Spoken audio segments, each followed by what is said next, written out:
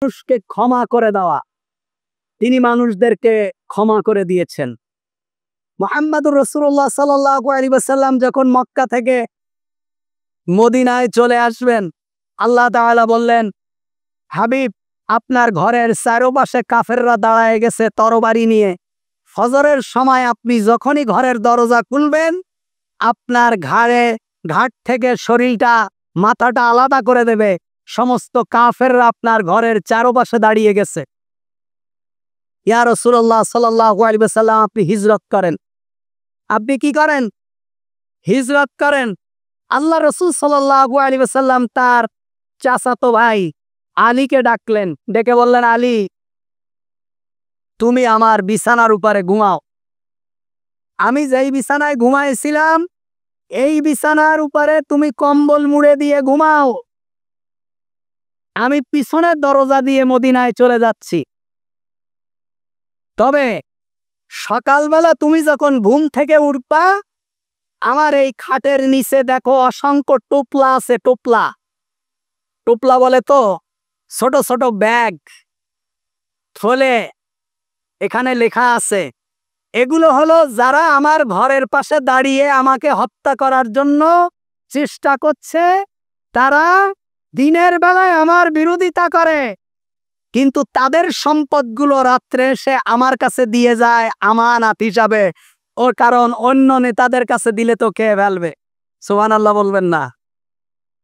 আলী রাদিয়াল্লাহু তাআলা আনহু বলছেন যে আমি মুহাম্মদুর রাসূলুল্লাহ সাল্লাল্লাহু আলাইহি ওয়াসাল্লাম যখন বলেছেন যে সকালবেলা আমানতগুলো তুমি ফিরায় দিও, তখন আমি বুঝতে পেরেছি যে মুহাম্মদুর রাসূলুল্লাহ যেহেতু বলেছেন সকালবেলা আমানত ফিরায় দিও, তার মানে হলো কোনো কাফের আমাকে হত্যা করতে পারবে না।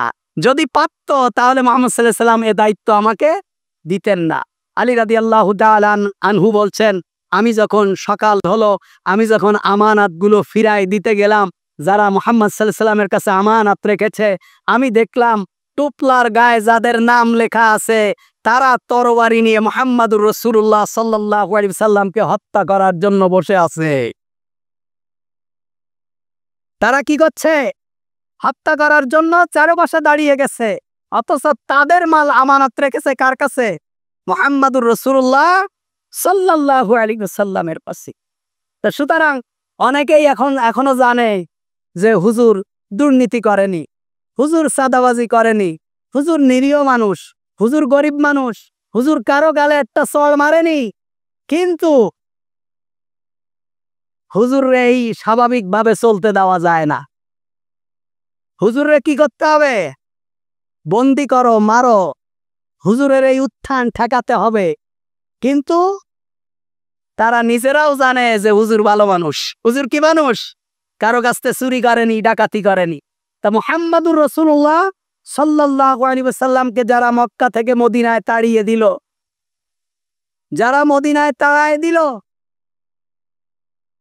মুহাম্মদুর রাসূলুল্লাহ সাল্লাল্লাহু আলাইহি ওয়াসাল্লাম সেই মদিনা থেকে যখন আবার মক্কায় আসলো, মক্কা বিজয় হলো, আল্লাহ রাসূল সাল্লাল্লাহু আলাইহি ওয়াসাল্লাম বললেন, আমি আজকে সবাইকে ক্ষমা করে দিলাম। সুবহান।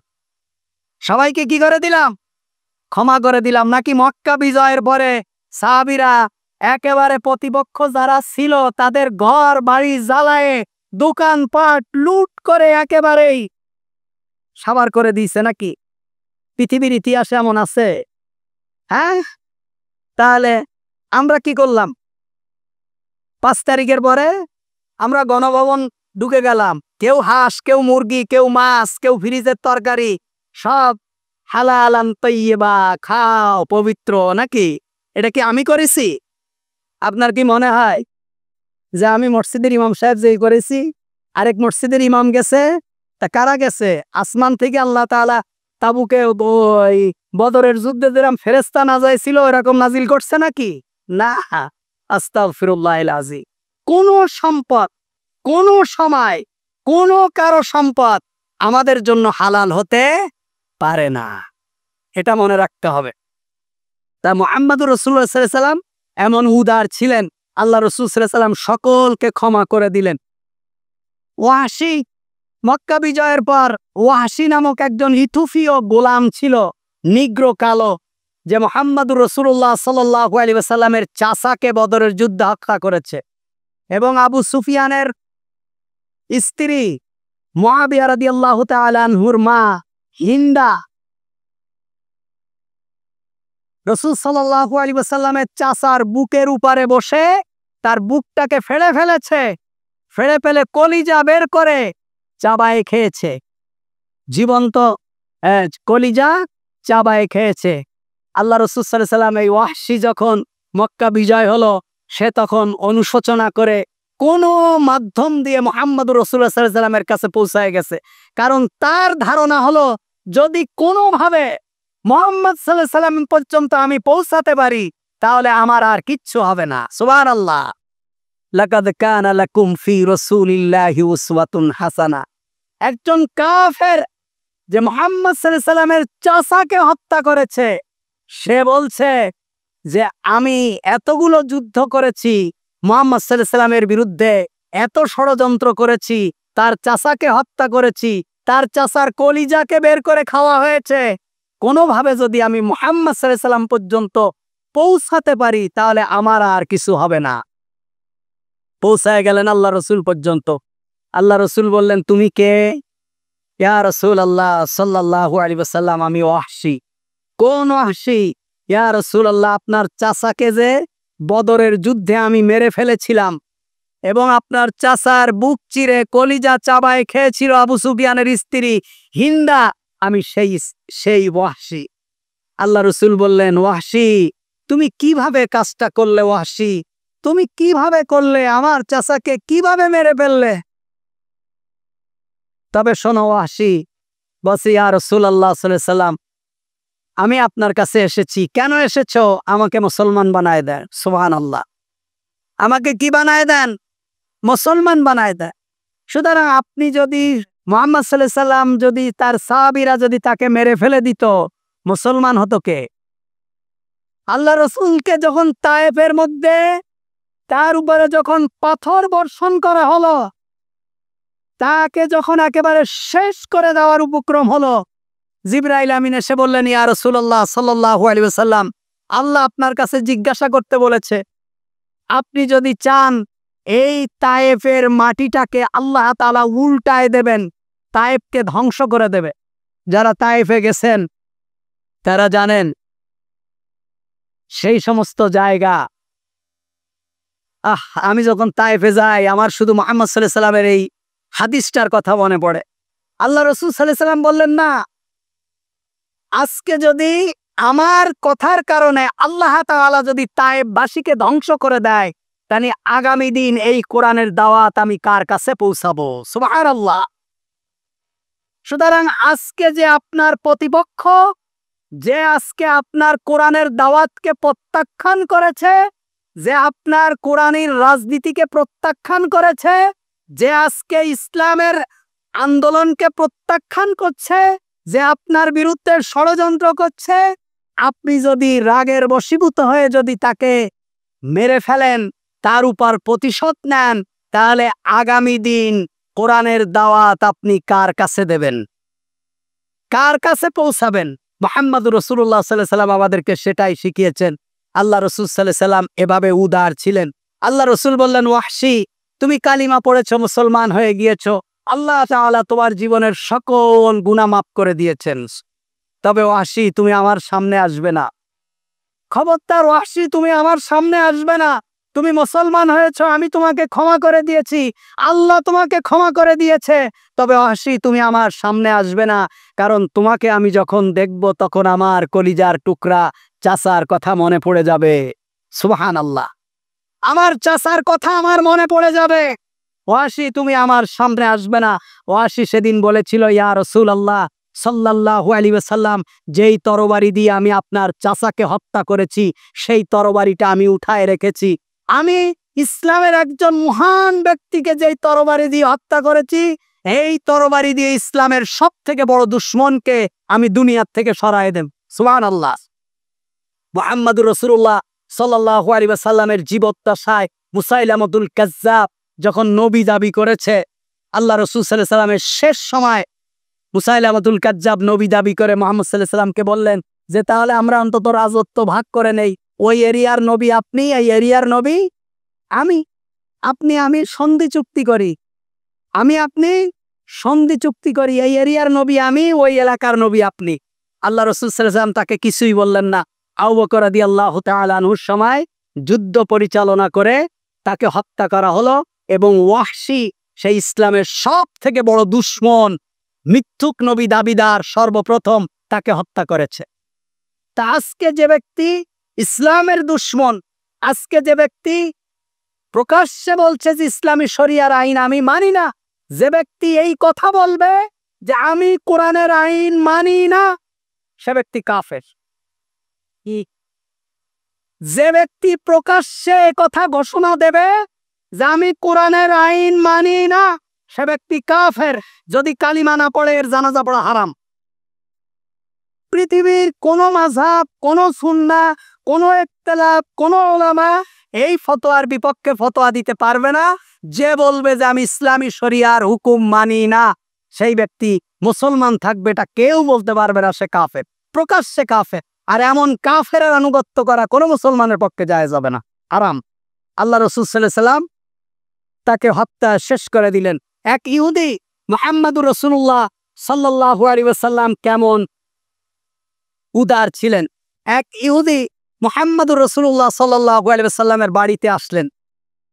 আল্লাহ রাসূল সাল্লাল্লাহু আলাইহি ওয়াসাল্লাম তাকে খুব যত্ন করলেন, তাকে খেতে দিলেন, তাকে শোয়ার জন্য বিছানা করে দিলেন। কিন্তু সে তো ইহুদি, সে কি করলো? তার মনের ভিতরে শয়তানি আছে। সে রাত্রে মুহাম্মদ সাল্লাল্লাহু আলাইহি ওয়াসাল্লাম তাকে মেহমানদারি করে তাকে শোয়ায়ে দিলেন। সে রাত্রে পায়খানা করে সমস্ত বিছনা পাকায়ে উঠে চলে গেছে। কিন্তু যাওয়ার সময় তার তরবারিটা সে রেখে গেছে ভুলক্রমে। সকালবেলা সেই ইহুদি বেশ কিছু দূর যাওয়ার পরে মনে হলো যে আমি তো আমার তরবারি রেখে এসেছি, এখন আমি যে কাজ করে এসেছি, আমি গেলে তো ওই তরবারি দিয়ে আমার কল্লা। আমি হলে আমার ফিরসা বলে কি করতো তা তো আমরা জানি আলহামদুলিল্লাহ। পীর সাহেবের বিরুদ্ধে কথা বললে মুরিদানরা পিটায় মেরে ফেলে। আল্লাহ রাসূল সাল্লাল্লাহু আলাইহি ওয়াসাল্লাম ইহুদি ফিরে আসলেন। ফিরে এসে দেখলেন যে মুহাম্মদুর রাসূলুল্লাহ সাল্লাল্লাহু আলাইহি ওয়াসাল্লাম নিজ হাতে ইহুদির পায়খানা পরিষ্কার করছে। সুবহানাল্লাহ। বললেন, ইহুদি তুমি কেন আসছো? বলছে, ইয়া রাসূলুল্লাহ সাল্লাল্লাহু আলাইহি ওয়াসাল্লাম আমি তো তরবারি রেখে গেছি। বলছে, এই তো তোমার তরবারি, তুমি নিয়ে যাও। সুবহানাল্লাহ। রাসূল সাল্লাল্লাহু আলাইহি ওয়াসাল্লাম এমন উদার ছিলেন। এই উদারতা, মুহাম্মদ সাল্লাল্লাহু আলাইহি ওয়াসাল্লামের এই উদারতা আজকে গোটা দুনিয়ার মানুষের কাছে প্রশংসিত। গোটা দুনিয়া যে ধর্মের লোকই হোক না কেন, যদি সত্যিকার অর্থে সে ব্যক্তি পড়াশোনা করে, একটা হলো মূর্খ ধার্মিক, আরেকটা হলো শিক্ষিত ধার্মিক। যে কোনো ধর্মের লোক যদি শিক্ষিত হয়, তার যদি অতীত ইতিহাস সম্পর্কে গবেষণা থাকে, সে ব্যক্তি এক বাক্যে বলবে, লাকাদ কানা লাকুম ফি রাসূলিল্লাহি উসওয়াতুন হাসানাহ। মুসলমানদের নবী মুহাম্মদুর রাসূলুল্লাহ সাল্লাল্লাহু আলাইহি ওয়াসাল্লাম গোটা জাতির জন্য উত্তম আদর্শ। সুবহানাল্লাহ। হযরত ওমর রাদিয়াল্লাহু তাআলা আনহুর খেলাফতের সময় এক ইহুদি এসে বলল যে, খলিফাতুল মুসলিমিন, আমার এক মূর্তি, আমি যে পূজা করি, এই মূর্তির হাত এবং নাক কে কেটে ফেলেছে। তা আপনি তো 30 লক্ষ বর্গ মাইল এলাকার খলিফা, আপনার রাজত্ব, আপনার শাসনামলে, আপনার রাজ্যে আমার একটা মূর্তির হাত এবং নাক কে ভেঙেছে, আপনি এর বিচার করেন। হযরত ওমর রাদিয়াল্লাহু তাআলা আনহু গোয়েন্দা লাগালেন। হযরত ওমর রাদিয়াল্লাহু তাআলা আনহু খুঁজতে কে এই কাজ করেছে বের করতে পারেননি। ইহুদি এসে বলছে, খলিফা ওমর, আমার মূর্তির হাত এবং নাক কে কেটেছে, আমি কিন্তু এখনো সুষ্ঠু বিচার পাইনি।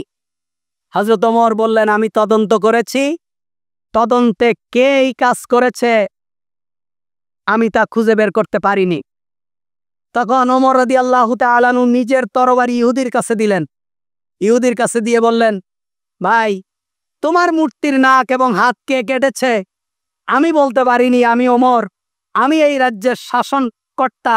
সুতরাং এর জন্য তো কিয়ামতের দিন আল্লাহর কাছে আমাকে জবাব দিতে হবে। সুতরাং তুমি তরবারি দিয়ে আমার হাত এবং আমার নাকটাকে কেটে ফেলো। সুবহানাল্লাহ বলবেন না? আমি ওমরের হাত এবং নাক কেটে দাও, তুমি প্রতিশোধ গ্রহণ করো। সুবহানাল্লাহ।